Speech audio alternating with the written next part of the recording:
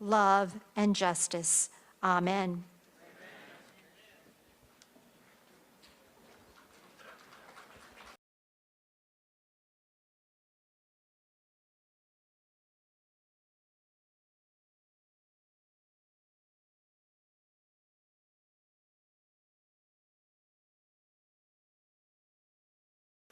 Would you please rise for the singing of the national anthem and remain standing for the Pledge of Allegiance?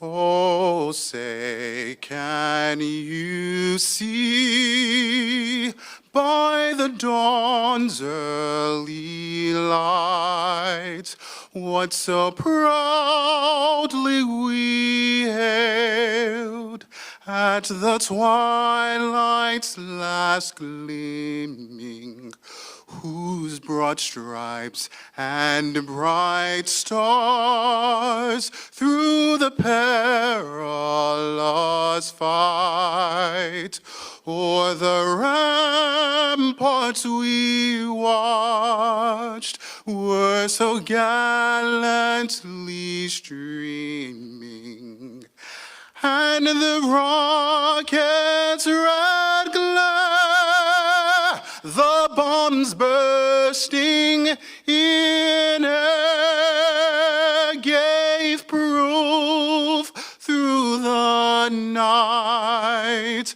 that our flag was still there. Oh, say does that star-spangled banner yet wave o'er the land of the free and the home of the brave?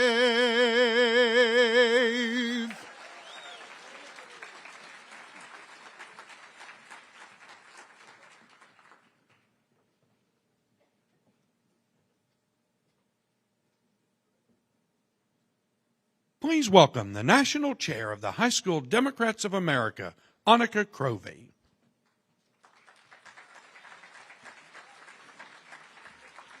Please join me in reciting the Pledge of Allegiance. I pledge allegiance to the flag of the United States of America and to the republic for which it stands, one nation, under God, indivisible, with liberty and justice for all. Thank you.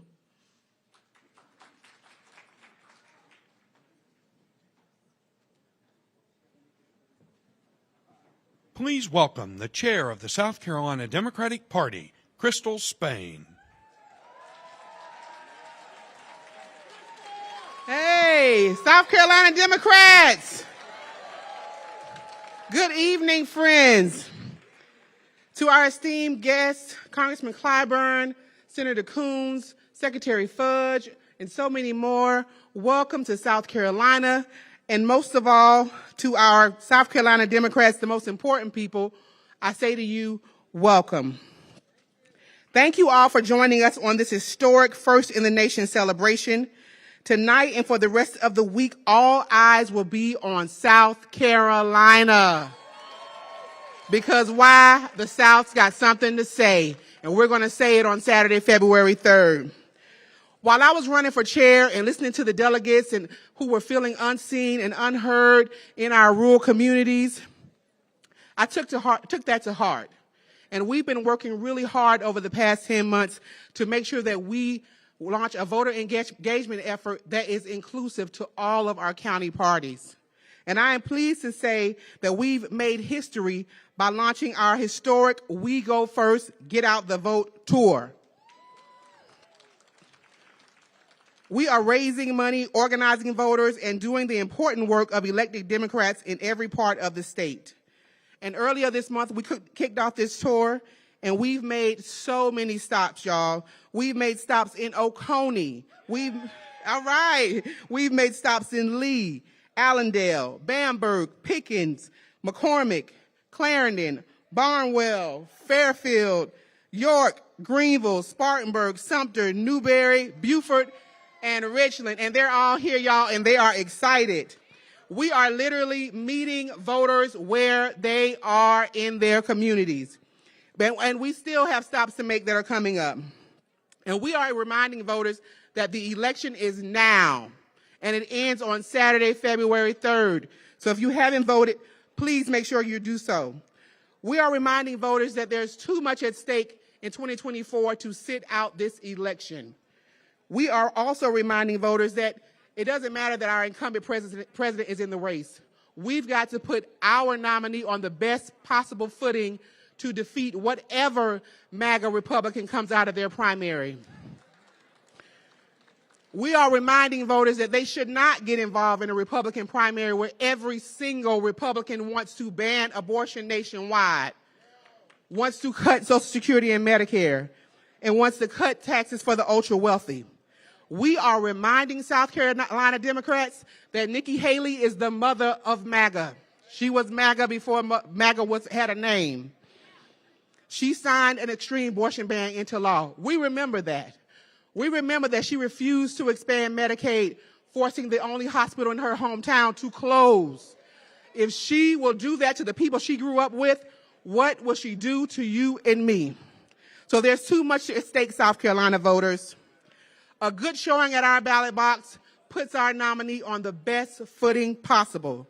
So please, please, remember, Saturday, February 3rd, it's our time. The nation is looking at South Carolina. The future of this country is in the hands of South Carolinians. Thank y'all so much.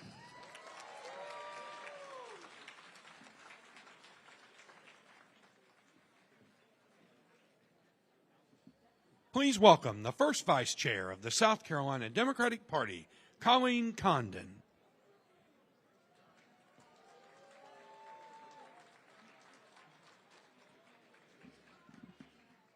Welcome, South Carolinians. This was done for a tall person. Crystal and I have slightly different heights, diversity in all things, including height in the Democratic Party. Now, first of all, I've got to actually add one thing to what my friend Crystal said. Don't forget, on top of everything else Nikki Haley did, she also defied a federal judge in granting marriage equality for the Fourth Circuit Court of Appeals. I had to sue her to get married. I mean, there are so many things we could talk about, all the problems with Nikki Haley. Do not let your friends go vote in that primary, please. So up next, we're going to be hearing from the congressman from Minnesota's 3rd Congressional District. Dean Phillips is a father, businessman, congressman, and a Democratic candidate for president. And for those of you who are a little older, you might remember Dear Abby. I spent a lot of time reading her. Well, Dear Abby is his grandmom, and Ann Landers is his aunt. So some fun things to know about Representative Phillips. He was first elected in 2018. Representative Phillips has been one of the most bipartisan members of Congress and a fighter to restore Americans' faith in our government. Please welcome Representative Dean Phillips to the stage. Thank you. Good evening, South Carolina. So, some of you might be wondering why this white Jewish boy from the frozen tundra of Minnesota would be appearing in a state in which 95% of you will be voting for Joe Biden, including most of you in this room. Yeah, I think that's probably fair to say. And I'm just here to tell you, everybody, that I'm here to help us win. And also, if you want to have the first in the nation primary, you need at least 2 candidates on the ballot. So I'm happy to be that other guy. And I thought I'd just introduce myself, my friends. I lost my father in the Vietnam War when I was just 6 months old in 1969. He couldn't afford college, so he had to earn an ROTC scholarship from the University of Minnesota. He was killed in action in July of 1969. My mother was 24 and widowed, and we had nowhere to go. So we lived with my great-grandparents in St. Paul for the first 3 years of my life. And when I was 3 years old, I was adopted by a new father and a new, you know what, everybody? Can I have your attention for just a minute? We're all Democrats. I've got a lot of speakers tonight, and I know what it's like when no one's paying attention. I would ask for just about 2 of your minutes. I would just be grateful and afford the same respect to everybody who's up here. Thank you. I lost my dad in the Vietnam War, lived with my great-grandparents till I was 3. I was adopted into a new family with many blessings, a business family with a grandfather who told me, Dean, money is like manure. If you stack it up, it stinks. But if you spread it out, it fertilizes. How about that? That might be our new Democratic motto, my friends. We got plenty. We just got to share it in the right way. Enter the business world. Any of you know Belvedere vodka? Okay, enjoy in moderation. Any of you know Talenti Gelato, the ice cream brand? Good, all right, good. Well, that's me. And then in 2016, you remember that terrible night of the 2016 election? Remember that? Could you possibly imagine that that man could become president of the United States of America? Not me either. I woke up the next morning to the sound of my youngest daughter, Pia, crying in her bedroom. She had just overcome Hodgkin's lymphoma, and she's a gay woman, and I didn't know that at the time. But I saw in my daughter's eyes fear that I'd never seen before. And I sat at the breakfast table that morning in 2016, and I promised my daughters I would do something. So I ran for Congress, and we flipped. Listen to this, everybody. This is why I'm here in South Carolina. I flipped a district that had not elected a Democrat since 1958. We know how to do this, my friends. I beat an incumbent Republican who had won by 14 points, and we won by 12, 26-point swing in just 2 years. We can do this. And I get to, yes, we can. That'd be a good slogan, too. I get to Congress in 2019, my friends, and you know it's dysfunctional. You know we can do better, and someday we will. But I want to tell you a story. My friends, I want you to hear this story. Ladies and gentlemen, it's the only story you might care about after I'm gone. Please listen to this one because it's the most important story for so many of you to hear. In January 6, 2021, like Mr. Clyburn, I think my associate, Ms. Fudge, and maybe some of the others in this room tonight, Joyce Beatty, we were in the House chamber to observe and bear witness to the counting of the ballots, one of the most important moments in American democracy. And you know what happened. I'm sitting up in the gallery with about 20 colleagues. I started getting text messages from my family. Are you all right, Dad? And of course I knew nothing was going on. I went outside the chamber, looked out the window, and saw them coming, saw them starting to fight with our police officers. And then when we got back in the chamber, they slammed the doors, put furniture against them. People ran out who could. We were trapped. We had to take cover behind chairs. We had to put on our gas masks. And they told us to find something to defend yourselves. And all we had is pens and pencils, my friends. My colleagues were in tears, calling home, texting, saying goodbye to their loved ones. And I yelled at my colleagues, all 20 of them, join me, let's run across to the Republican side of the House so we could blend in. Thinking the insurrectionists were coming for us with guns, looking for Democrats. And at that moment, I looked at two of my colleagues, black colleagues, one of my brown colleagues, and I realized at that very moment, my friends, what privilege really means. For my colleagues could not run across and blend in. And I'm here to tell you that if you keep your hearts and your minds open, anything is possible. My colleagues were wondering if they should take this pin off, the ones that identify us to the Capitol Police. Or, if you left it on, the ones that would identify them to the insurrectionists. And my friends, it was a horrible day for all of us, an epiphany for me. But I'll tell you, I'm here today because I will not stand down, I will not sit down, I will not be quiet, and I will not stay in line when Donald Trump is easing his way back into that White House. And I'm telling you, and I know we all see the polls, we all see the approval numbers, and we all know what's kind of going on. We all may look at it a little bit differently, everybody, but I'm here because I want to win in November. I'm here because we cannot let that man back in the White House. And I'm here to tell you, the numbers do not say things are looking good. So my invitation to President Biden, a man I love, a man I respect, a man who saved this country, a man who did a lot of good in the last 4 years, my invitation to President Biden is to pass the torch to a new generation ready to take the stage, ready to take that man on, and ready to win when the numbers say we can, my friends. That's what we have to do. Many in this country, in this state, in this very room, have been told to stand in line, wait your turn. Not in America when we have a man like Donald Trump coming back to the White House. So that is all I'm here to tell you. I love you all, and no matter what, whether it's President Biden, whether it's me, or whether it's somebody else this November, we have got to do everything we can to energize, to mobilize, and get people out to vote. I love you. South Carolina, you've been so lovely, amazing, hospitable, and adorable. Love you all. I'm Dean Phillips, and thank you so much for having me tonight.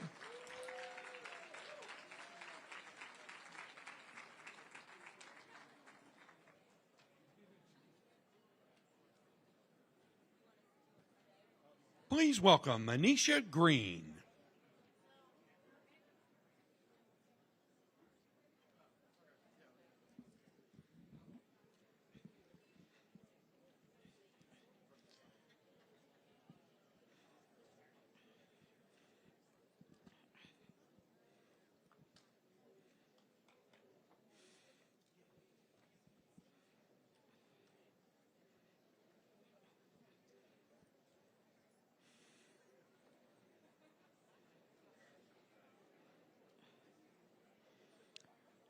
I will do my song a cappella.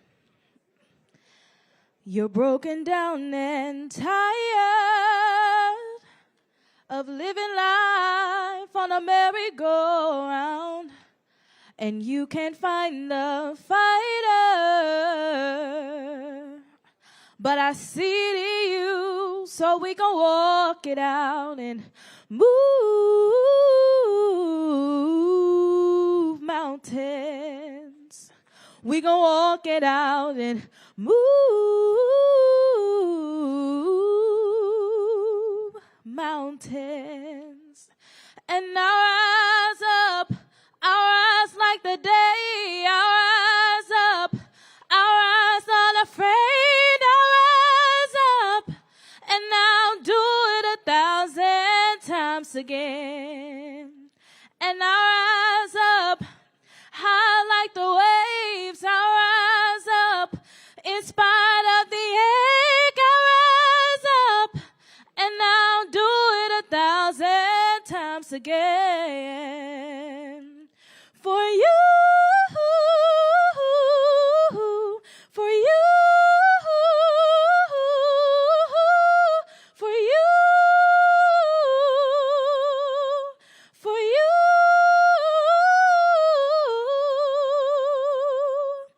When the silence isn't quiet and it feels like it's getting hard to breathe, and I know you feel like dying, but I promise we'll take the world to its feet and move mountains. We'll bring it to his feet and move mountains. And our eyes up, high like the waves, our eyes up, in spite of the ache, our eyes up, and now do it 1,000 times again. For you, for you, for you, for you.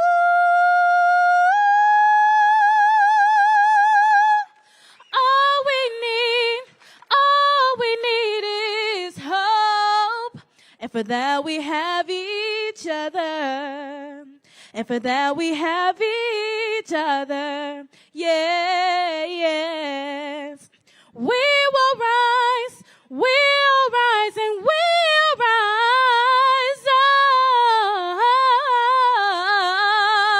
up. We'll rise, and we'll rise up.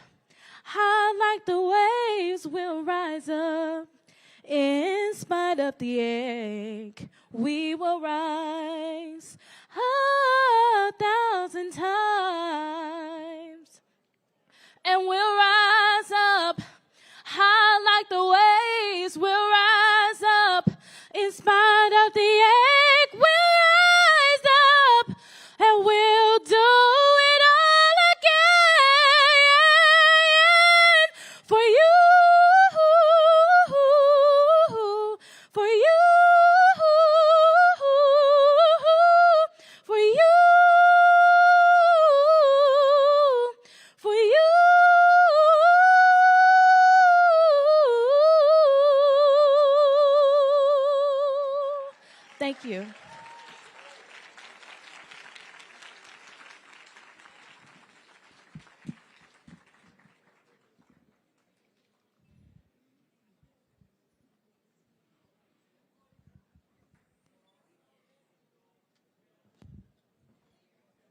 Ladies and gentlemen, we will now break for a brief intermission.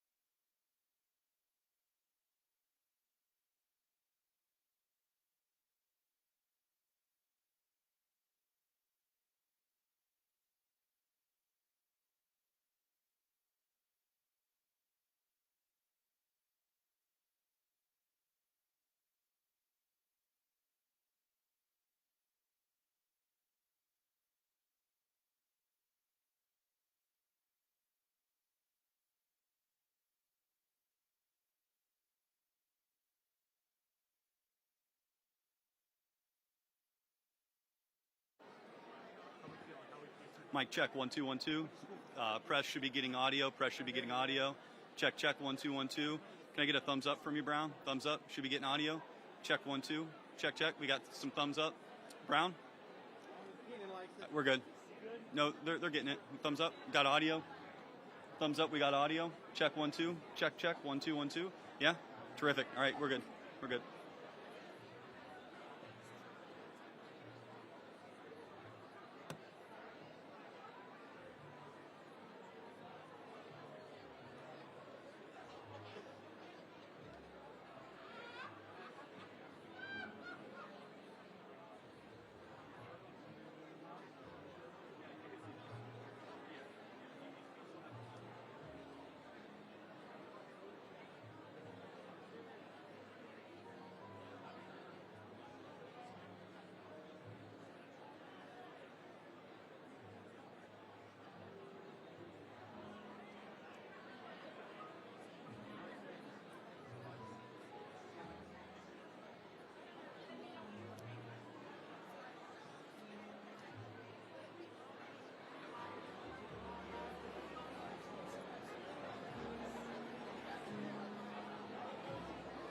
Check 1 2. Mic check 1 2.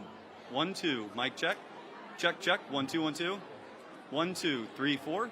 Mic check. Okay.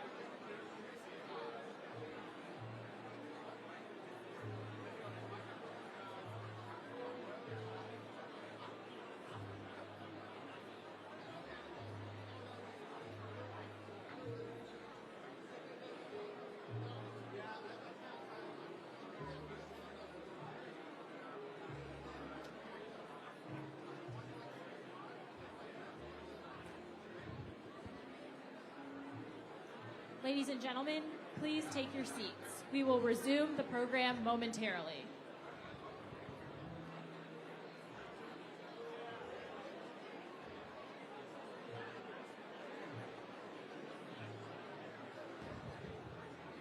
Ladies and gentlemen, please take your seats. We will resume the program momentarily.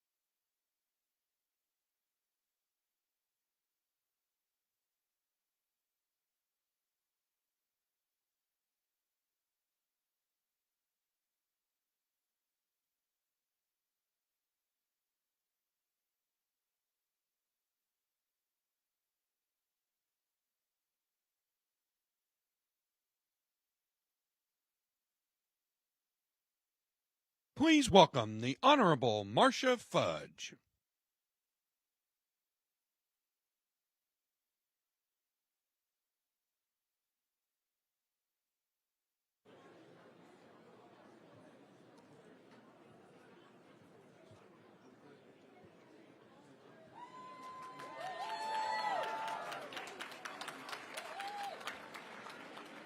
Good evening.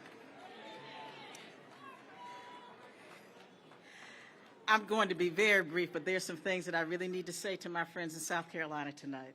The first is that it has been the privilege and highlight of my life to serve in the cabinet with who I believe is one of the most outstanding presidents in the history of the United States.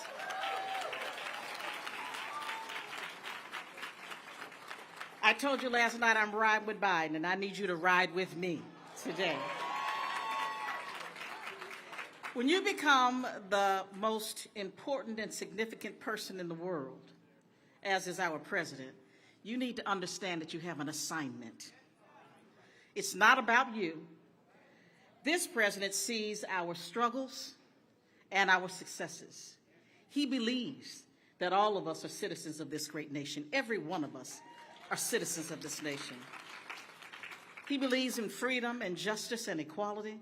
He wants to level the playing field so that all of us have a chance to be a part of what this nation has to offer, the promise of America, the greatness of America. He wants to be sure we are not saddled with student loan debt the rest of our lives. He wants for every single person that has made a mistake somewhere in their life to get a second chance. He wants to make sure that we understand that we are free to do what we want to do and not have to listen to people who don't care about us.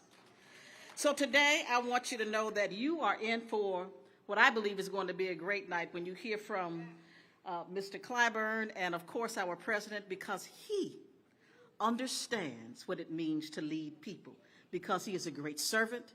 He's a servant of the people, and we need to make sure that we don't make the mistake and do the wrong thing on Saturday. Because if we do the wrong thing, I don't know what's going to happen to y'all, but don't make me have to come back to South Carolina because you didn't do the right thing.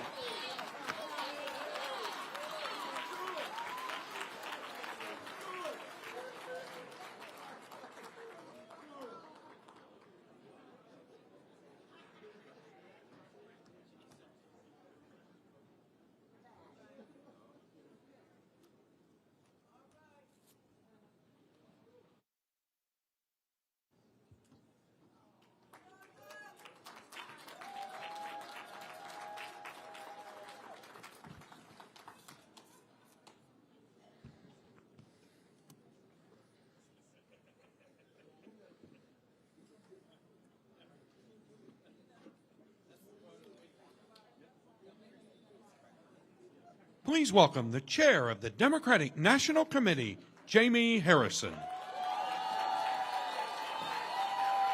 What's going on, South Carolina? This is what I'm talking about.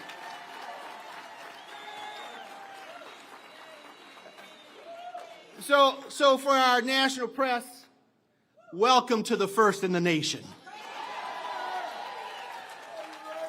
Now, our chair, Crystal Spain, asked me to make sure that I acknowledge very quickly some of our dignitaries that are here. We are joined by one of my fellow Yaleys, the Honorable Catherine Tai, who's here. We got Congresswoman Joyce Beatty, former chair of the CBC, Congressman Rob Connor, who is here. Several of our DNC officers, Ken Martin, Virginia McGregor, and Jason Ray in the House. Former governors, Dick Riley, Jim Hodges. Former superintendent of education, Inez Tenenbaum, is in the House. We also have members. Todd Rutherford, the leader in the House, is here, along with members of the South Carolina House Democratic Caucus in the House. Also, our South Carolina Senate Democratic Caucus also in the House. Thank you all for your service. Well, folks, I got a two-part job. I'll come back later on to talk about First in the Nation, but my primary job right now is to introduce our next speaker. You know, he needs no introduction. And I know I share this feeling with so many of you here today because Congressman Clyburn is more than just a representative. He is my former boss. He still thinks he's my boss. I still think he's my boss. I just don't get paid anymore. He's my mentor, my friend, but most importantly, he's my political father. And your ex-teacher. You know, I first met Congressman Clyburn when I was in high school, shortly after winning my first election as National Honor Society president. And so I gave Congressman Clyburn a call, and I asked him if he would come to my school to initiate us as officers in the Honor Society. Now, sure enough, he actually showed up. You know, I may not have known it then, but it really spoke to the man we all know Congressman Clyburn to be. He's a patriot who shows up and who never forgets the people he is elected to serve. Day in and day out, Congressman Clyburn has continued to show up and deliver not only for the great state of South Carolina, but for our entire country. As a House Majority Whip and close friend to Presidents Clinton, Obama, and Biden, Congressman Clyburn has been our seat at the table, making sure that our voices, the voices of the people of South Carolina, have been heard and seen at the highest levels of power. As the only Democratic member of our state's delegation, Congressman Clyburn has fought to bring change for all of the people of South Carolina, not just those living in his district. Because, Lord bless us, we have some folks who represent us in the Congress. Names like Scott and Graham and Norman and Mace and Duncan and Wilson. And I would tell folks all the time, you can put them all in a bag, but give me Jim Clyburn any day of the week. Because those members would vote against education and vote against infrastructure for this state. But Congressman Clyburn has been the beacon of light in the darkness, fighting for all of South Carolina. It was Congressman Clyburn who taught me that the American people aren't looking for show horses. They're looking for workhorses. They're looking for people who will be the voice for the voiceless, who will shine a light on the forgotten, and who will bring together to deliver on the hopes and dreams of the American people. He's a hero of the civil rights movement. He's a leader in the United States Congress. But most importantly, y'all, he's our great congressman. Jim Clyburn is a workhorse who is fighting to make sure that every single one of us has a seat at the table. And boy, is he delivering. Folks, please join me in welcoming to the stage the one and only Congressman from the 6th Congressional District, Jim Clyburn.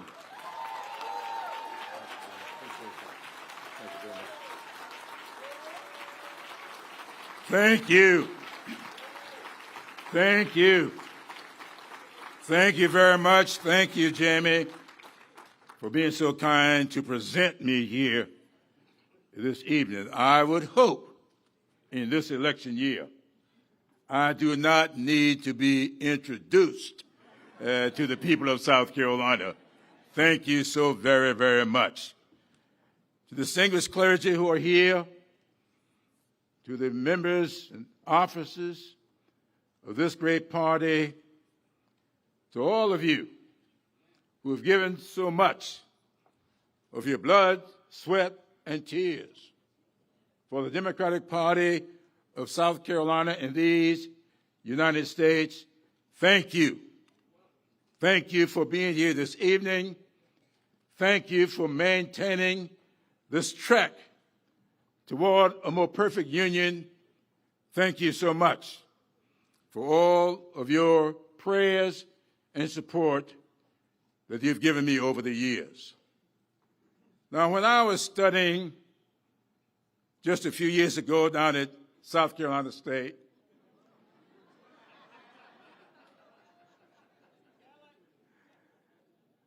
I came across a historic figure who came to this country to study our penal system, Alexis de Tocqueville. while here, said he saw something magical about this great country. And de Tocqueville sat down and wrote a little 2-volume work that he called Democracy in America. And de Tocqueville, in that work, wrote a little sentence that has stuck with me all of these many years. He wrote that America's greatness is not that it is more enlightened than any other nation, but rather because she has always been able to repair her faults. That's what has made this country great. De Tocqueville wrote that work in the 1830s, before Abraham Lincoln signed the Emancipation Proclamation to correct a fault that existed in this country. In 1954, the United States Supreme Court, looking at a case that started right here in South Carolina, saw a fault that needed to be repaired. And it, in a 9-0 decision, issued an opinion in Brown v. Board of Education that we all should put Jim Crow behind us, repairing a fault. Our speaker this evening was elected to office on the heels of an administration that found the faults that COVID-19 had visited upon us and had no idea how to repair them. I chaired the COVID-19, the coronavirus subcommittee. We saw the fault lines that had been opened in our educational system when we had to close our schools and children could not continue with their education. We saw the fault lines that existed when our businesses had to close because they could not continue to exist. We saw the fault lines that was visited upon us because of the 100-year pandemic, the worst in the nation's 100 years of existence. We saw that. Joe Biden came into office after 45, left us with a bunch of faults that needed to be repaired. Joe Biden didn't throw up his hands. Joe Biden saw that we needed enlightened leadership. He saw that we needed strength in our leadership. He saw that we needed to have somebody that would get our children back in school, get our businesses back reopened, get our economy back going again. And what did he do? He created what we call the little sort of, that act. A lot of people wonder what it's about. To repair what was wrong. And Joe Biden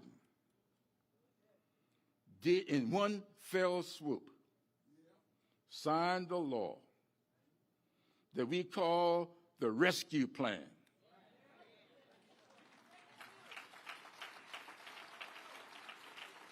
That rescue plan immediately lifted over half of our children who were living in poverty out of poverty. That rescue plan did that. That rescue plan got our schools reopened, got our businesses stood back up, got our economy moving again. But he didn't stop there. He saw that we needed more. And Joe Biden, when everybody said it couldn't be done. Why? Because 45 has spent 4 years talking about infrastructure and didn't spend one dime to do anything about infrastructure. Joe Biden presented to the Congress and the Democratic Congress with a little bipartisan support, delivered to us the bipartisan infrastructure bill. Why? We had some faults that needed to be repaired. And if you go down I-26 today, where it intersects with 126, you see for the first time in decades, what we call it, malfunction junction being fixed for the first time in decades. You travel from Columbia down I-26 on over to Orangeburg and down to Charleston, you see those 4 lanes that's been crowded for years will soon be 6 lanes. Why? Because Joe Biden's infrastructure bill. Joe Biden decided that infrastructure meant more than roads and bridges. He put into that infrastructure bill a $65 billion internet bill. What we call it? Accessible, affordable internet for all. And within 3 years, every home, every business in the state of South Carolina will be connected to the internet. And never again will our children have to suffer through what it did during COVID-19. But Joe Biden didn't stop there. He saw that 45 had enabled our jobs to be exported. He wanted to bring those jobs back to the United States of America. And he passed the CHIPS and Science Act. And what's going on? Volkswagen immediately says, we're going to build our Scout in Richland County, South Carolina. Volvo immediately says, we are going to go 100% with electric automobiles and build them in Berkeley County, South Carolina. A tire plant went down to Allendale, South Carolina, and will now have the biggest industrial development in Allendale in decades. Why? Because of Joe Biden. Colleton County, new battery plant. Why? Because of Joe Biden's big bill that brings chips and science back. We now are going to be bringing those chips back to the United States of America. Why? Because of Joe Biden. But Joe Biden didn't stop there. He passed the Inflation Reduction Act. And he has made the biggest investment in the climate crisis in the history of this country.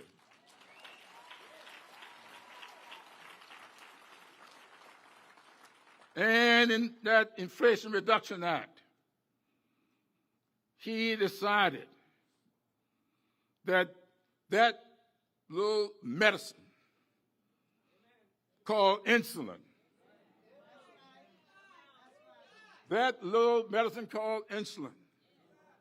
needed by so many people in this country, insulin.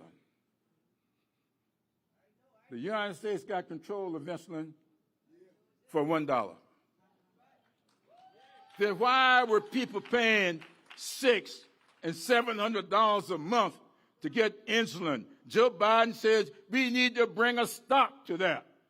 And he proposed that we put a $35 cap on insulin for everybody in the United States of America.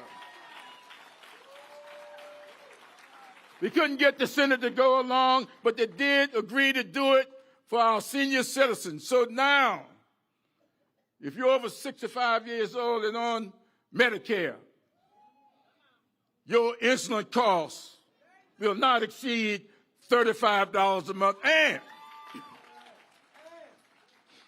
if you're on Medicare and be on Medicare come January, next January, and I ain't crazy, come January 2025, Medicare costs for seniors will not exceed $2,000 a year. That's a big deal. Joe Biden didn't stop there. He passed the Safer Communities Act. And when people said he couldn't do it, we put that bill on the floor and it passed to bring safety to our communities all over the country. And he's not going to stop there because he's going to put a ban on assault weapons, and we're going to help him do that.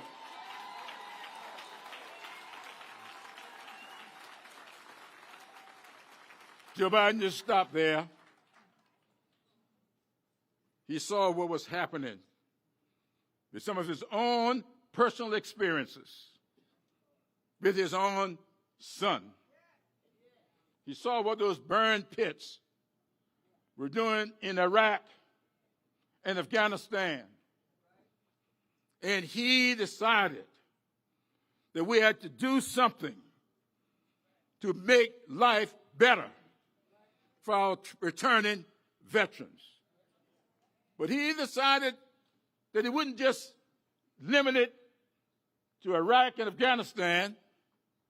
He remembered what happened to the Vietnam veterans who came back home unceremoniously.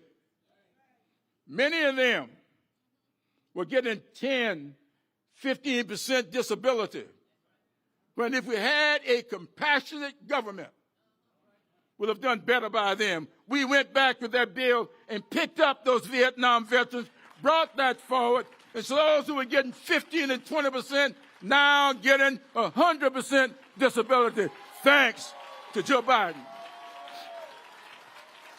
I saw it. I've talked to them all over the state, and they are now getting it because we got a president with compassion.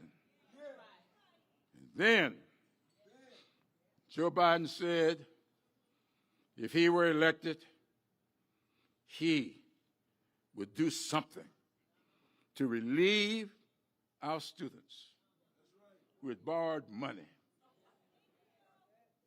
Lots of money to go to school. Some of them put their faith in some of these fly-by-night colleges like Trump University.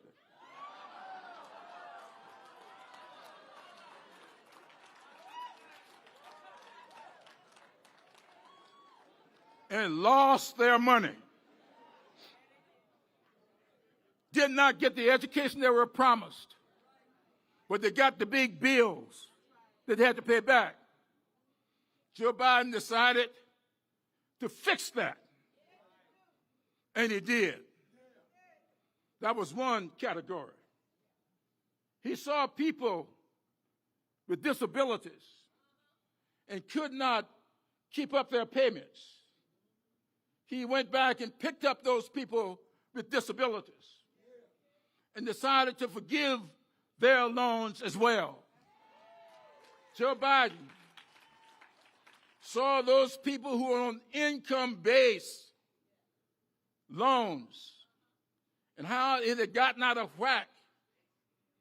He went back, picked them up, and forgive their loans if they had been paying too much for too long. And he went back and said to all of those people who had worked in public institutions, firefighters, police officers, teachers, other respondents, if you've been paying that loan back for more than 20 years and you still owe money, we're going to forgive you for the rest of that as well. And when we added all that up, the one category that got sent to the Supreme Court, 6 Republican attorneys generals filed a lawsuit against him. This right-leaning Supreme Court agreed with them and told them that was unconstitutional. One part. But that didn't stop Joe Biden. In those other 4 categories, he has forgiven $138 billion in student loan debt.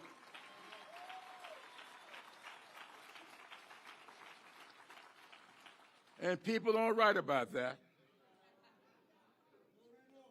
They only write about that one case that the Supreme Court stopped him. But Joe Biden never gives up. Now, I want to close my comments here this evening as I present our president with a letter. It may not have gotten to him yet, but it's written to him on January the 18th.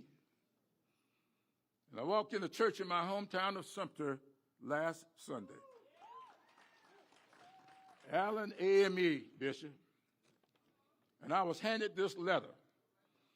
I was a little bit nervous about that because at the same time I was speaking at Allen, the bishop was speaking at another church. Cut down on my audience. But here's what he said. Dear President Biden, I can't thank you enough for the help you gave me with my school loans. I had borrowed approximately $60,000 from 1985 to 1988. I had to consolidate my loans in the 90s, and then again in 2000 when George W. Bush privatized Sallie Mae. A number of years ago, I wrote to Congressman Clyburn and explained that what I had been through with all my Republican senators and congressmen and asked if he would help me, but I was not in his district. With the redistricting that took place in 2022, I was put in his district. I wrote Mr. Clyburn and I reminded him about writing him years early, and he agreed to look into it. There was more action taken in the first month by his office than in the entire 20 previous years. Why? Because Joe Biden had fixed the student loan debt relief program. And this gentleman says that I had been paying for 25 years. I had put in $255,000. I'm sorry, $215,000. But I still owed $119,000. This is the letter. And then he said, you also said, Mr. President, that if you had paid for 35 years or for 25 years, and you thought you had paid more than you should have, you can get a rebate. And here's what he said. I got my entire $119,000 eliminated, and on October 1st, I received a check for $56,800.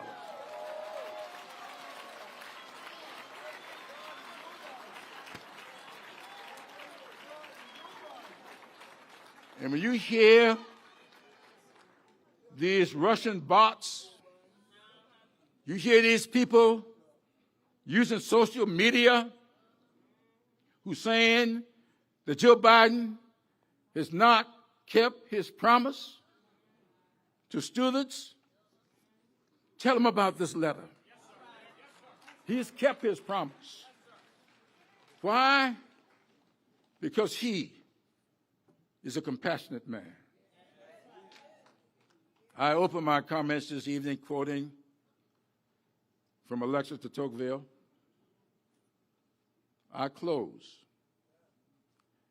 with a quote that is contributed to de Tocqueville.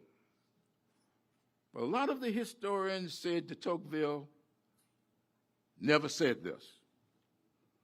I don't know. I was not there. But I know what I have read. De Tocqueville is given credit for having said that America is great, not because it's more enlightened than any other nation, but because she's always been able to repair her faults. And then he said, and this is where the historians don't agree, he said, America is great because its people are good. And if the people of America ever cease to be good, America will cease to be great. Ladies and gentlemen, a great president, a good man, Joe Biden.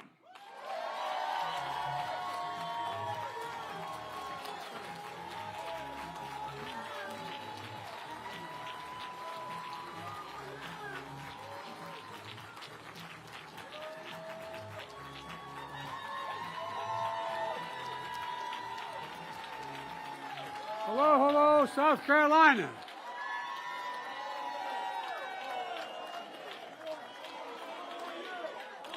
Well, thank you.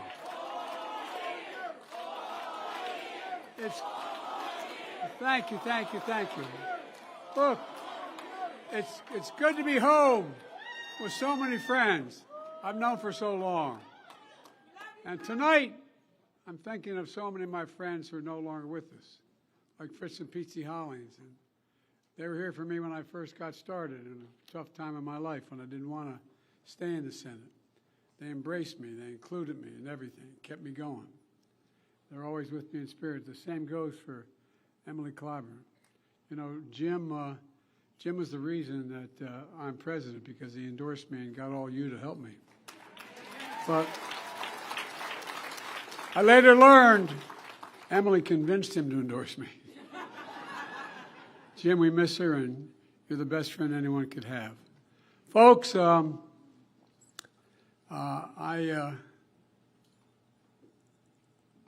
I were smart, I'd say thank you and leave, because Jim made the case for me better than I can make the case for me. But folks, and I love Columbia so much, I asked your former mayor to join me in the White House. We're fortunate to have Steve Benjamin at my side. But we're really fortunate we put his better half on the federal bench. She's doing an incredible job. Just like I'm fortunate for my better half, Jill, who was here in Columbia last night. For the women of Alpha Kappa Alpha, excuse me. She had a wonderful time. And we've got so many real leaders here. 2 former chairs of the Congressional Black Caucus, Joyce Beatty, and you heard Marcia Fudge. Don't mess with Marcia. And my home state senator, Chris Coons, who, a real quick story, when my son passed away, well, anyway, Chris was just wonderful. He wouldn't take the job. He wouldn't run until he knew it was okay. We had to call Chris and say, Chris, please run, because it was Bo's chair, he said. Our great DNC chairman, Jamie Harrison from South Carolina. But the truth is, I wouldn't be here without the Democratic voters of South Carolina, and that's a fact. So I want to start with a very simple message. From the bottom of my heart, thank you, thank you, thank you. If you ever doubt that, the power to change America is in your hands. Remember this, you proved it. You're the reason I am president. You're the reason Kamala Harris is historic vice president. And you're the reason Donald Trump is a defeated former president. You're the reason Donald Trump is a loser. And you're the reason we're going to win and beat him again.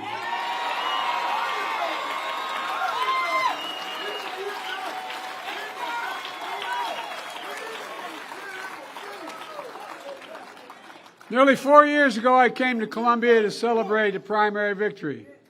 And I said then, and I quote, "For all those who've been knocked down, counted out, left behind, this is your campaign."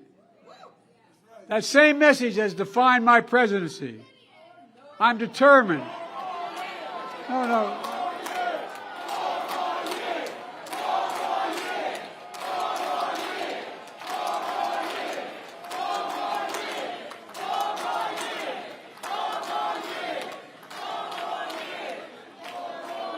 I'm determined to give all those who've been knocked down, counted out, left behind in America a shot again, a fair shot at making a living, taking care of their children, starting a business, being able to buy a home, build real wealth for generations to come. Now, maybe Donald Trump and his MAGA friends believe that they have to hold us down to lift everybody else up. I don't believe that. I believe that America is big enough, strong enough, blessed enough for all of us to succeed. And that's why we're finally building an economy that grows from the middle out and the bottom up instead of trickle-down economy from the top. Because when you do that, the poor have a ladder up, the middle class do well, and the wealthy still do very well. We all do well. Just think back to the mess Donald Trump left this country in.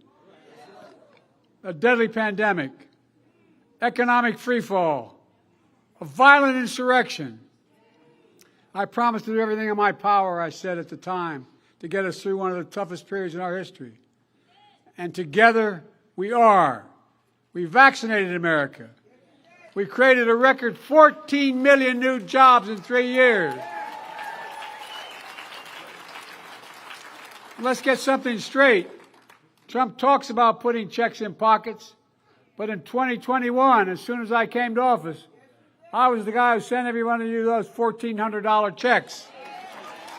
On top of that, I sent those $300 checks per child, per family, per month for hardworking families.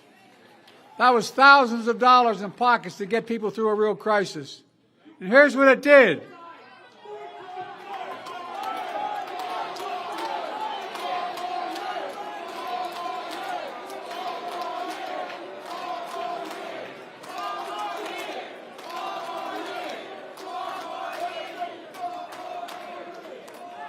And here's what it did. It helped cut black poverty in half for black children in America. Because no child in America should ever go hungry, ever. When Trump pushed black small business to the back of the line in the pandemic funding, I moved them to the front of the line. And today, black small businesses are starting up at the fastest rate in 30 years. But look, folks, things this country have been through have been pretty tough for a lot of people. But we're making progress. There's a lot more on the way. Inflation is coming down. It's now lower in America than any other major economy in the world. The cost of eggs, milk, chicken, gas, and so many other essential items have come down. But for all we've done to bring prices down, there are still too many corporations in America ripping people off. Price gouging, junk fees, greedflation, shrinkflation. You see that article about the Snickers bars? Well, it's going to stop. America, we're tired of being played for suckers. And that's why we're going to keep these guys, keep on them and get the prices down. Folks, the bottom line is our economy has grown more in the last 6 months than it ever did at any point in Trump's entire 4 years in office. And for too long, we imported products and exported jobs. But now, thanks to all we're doing, we're exporting American products and we're bringing American jobs back home to America, where they belong.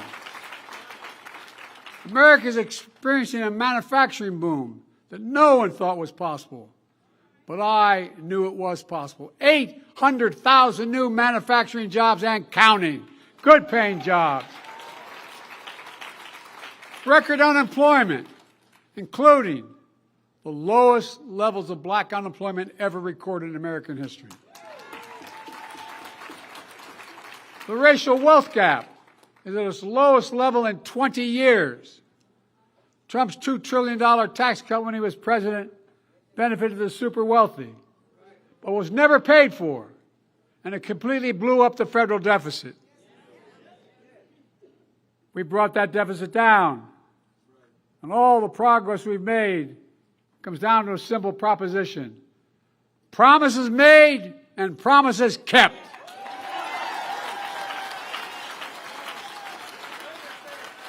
I promised, as Jim pointed out, that we beat Big Pharma, that charges more for prescription drug prices in America than anywhere else in the world. The same company, the same prescription. And we did. $35 a month insulin for seniors instead of $400 a month or more.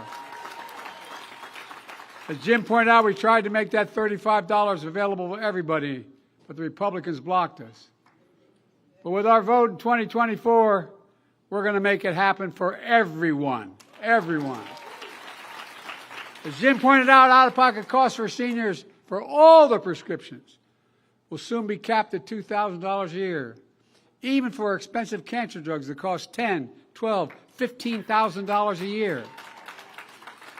I protected and expanded the Affordable Care Act, giving millions of families over $800 in premiums and protecting their care from pre-existing conditions. And, by the way, basically doubling the Pell Grants, which is another issue, but that's it. Look, today, more Americans, more black Americans have health insurance than ever in history. A promise made and a promise kept. I promised to help ease accumulated student debt for millions of folks carrying during the crisis of the pandemic. The Supreme Court blocked me, but it didn't stop me. I found another way to help more than 3.7 million people, teachers, nurses, police officers, firefighters, with $130 billion in relief, and causing the economy to grow faster as a consequence of that.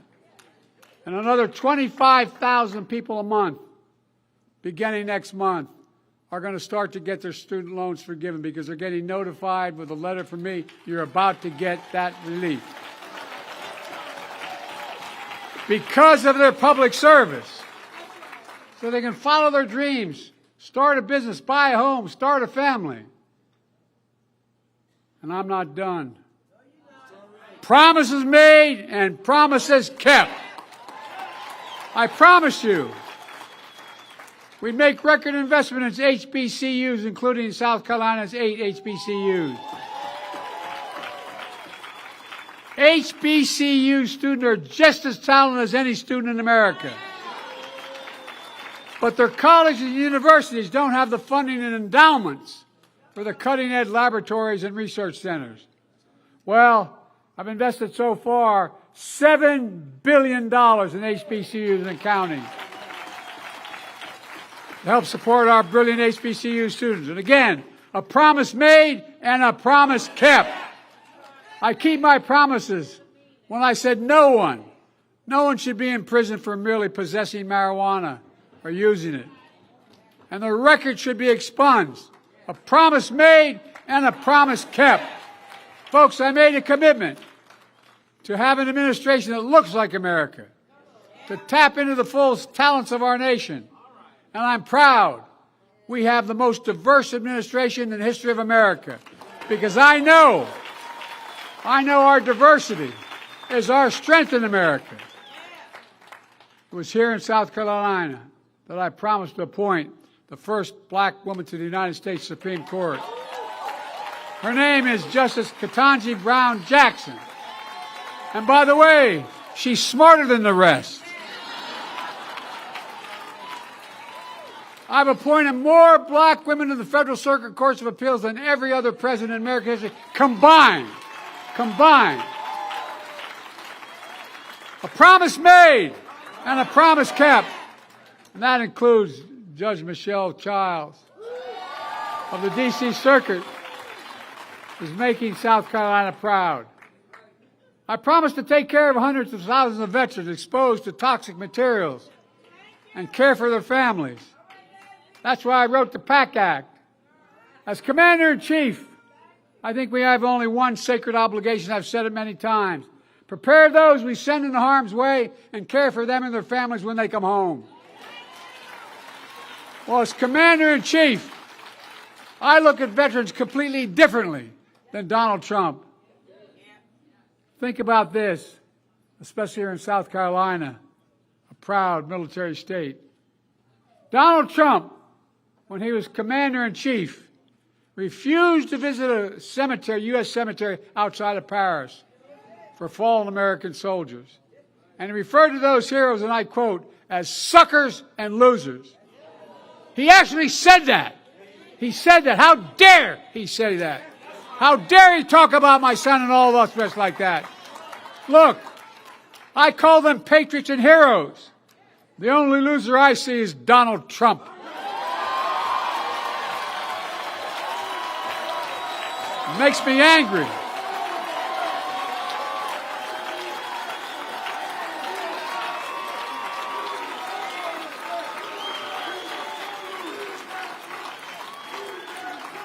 I apologize for losing my temper, but it really, really, really offends me. In recent weeks, we're starting to see real evidence that American consumers are facing real confidence in our economy we're building. Let me tell you who else is noticing that. Donald Trump.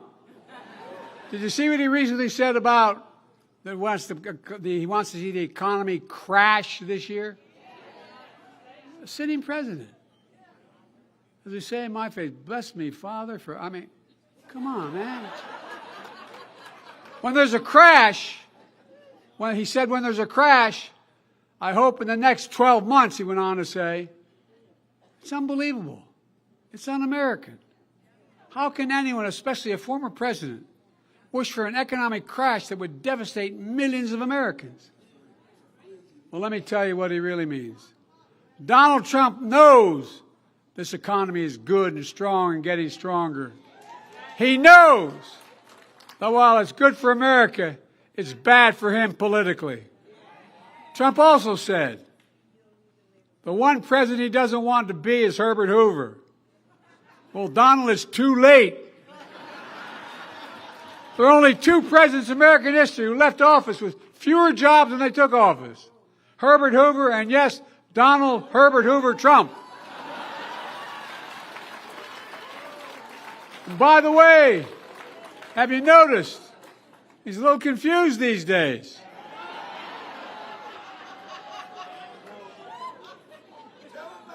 He apparently can't tell the difference between Nikki Haley and Nancy Pelosi.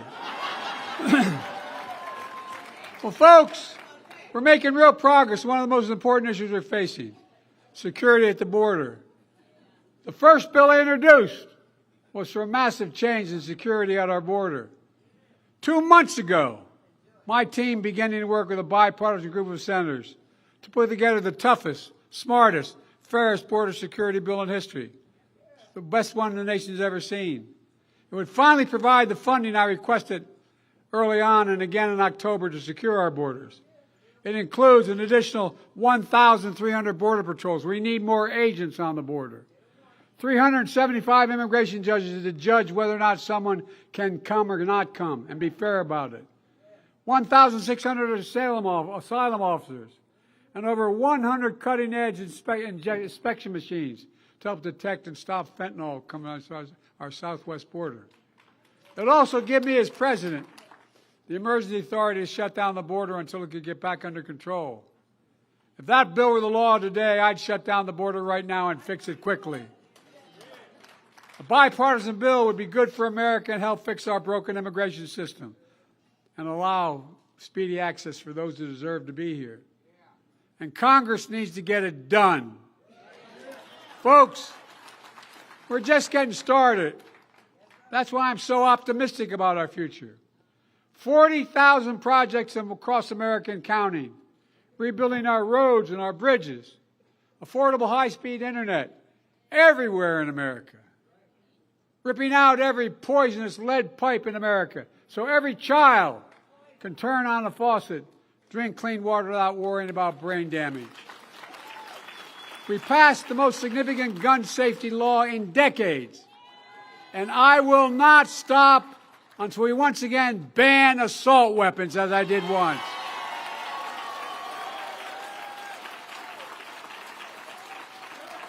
Now look, I want you to imagine the future nightmare if Trump's back in office. I'm serious. Given the nightmare when he was in office, you know what is likely to come.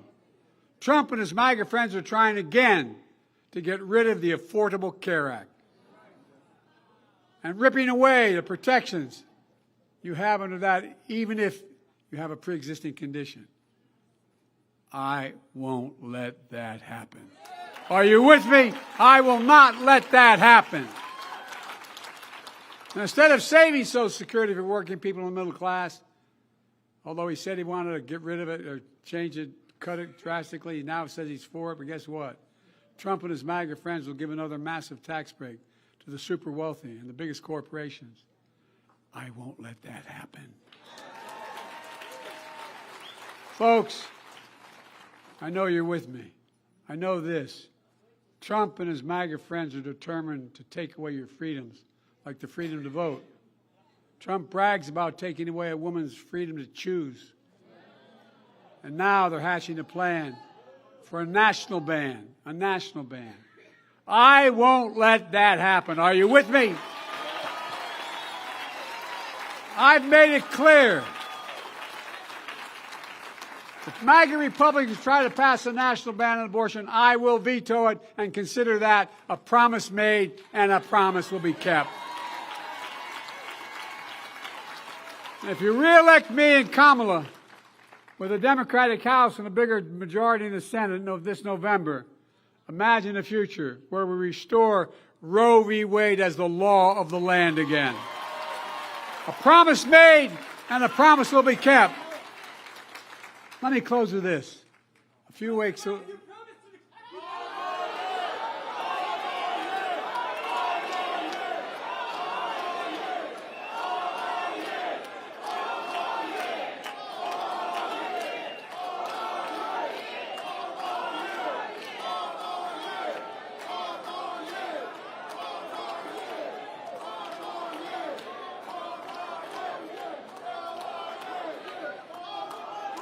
Let me close with this.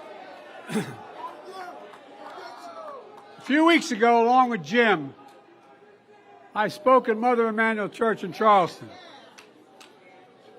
I said there are extreme and dangerous forces at work in this country, dividing us, not uniting us, dragging us back to the past instead of leading us to a future, refusing to accept the results of legitimate elections, seeking, as Trump says, to terminate the Constitution, embracing political violence and white supremacy.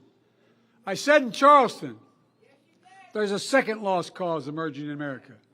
The first lost cause perpetuated the lie that slavery wasn't the cause of the Civil War. And we've been paying the price for that lie for generations. The second lost cause is Trump's big lie that the 2020 election was stolen. We cannot allow that lie to live either because it threatens our very democracy. Folks, there are truth and there are lies. Lies told for power. Lies told for profit. We must call out these lies with a voice that is clear and unyielding. The Bible teaches we shall know the truth, and the truth shall set us free. My friends, we must speak the truth that in America we still believe in honesty, decency, dignity, respect. We believe we're all created equal and deserve to be treated equally throughout our lives.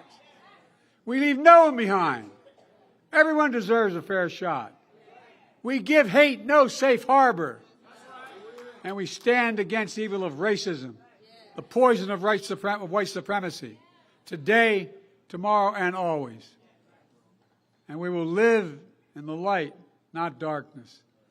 We'll stand with the truth and defeat the lies. And when we do, we'll be able to look back and say something few generations have been able to say.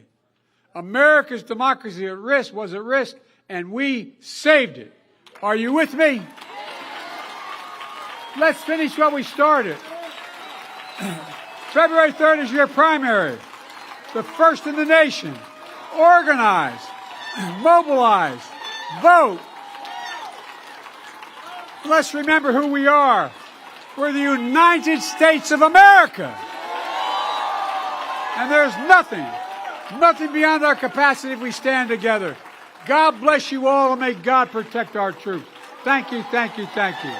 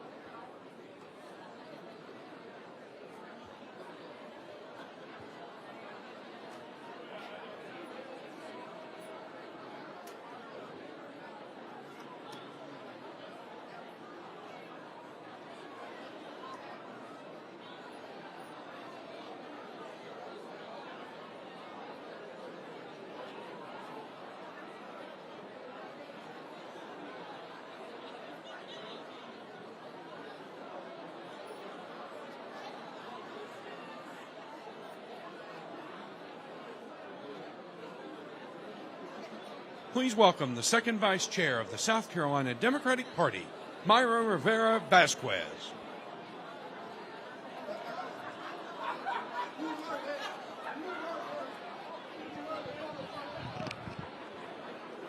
Hola, buenas noches.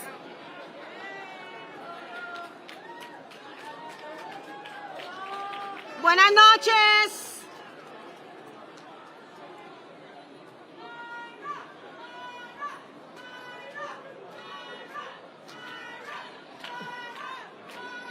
Hola, buenas noches. Good evening, Democrats. As first in the nation, it's quite the honor to lead the Democrats in our presidential nomination process. Black, Latinos, and rural voters are the backbone of our party. And it's only right to have a state with the diversity like South Carolina to lead the way in selecting our presidential nominee. Diversity is our greatest strength. So next up, we will hear from Congressman Ro Khanna, a leading progressive voice in the House of Representatives, proudly serving the people of California, 17 Congress.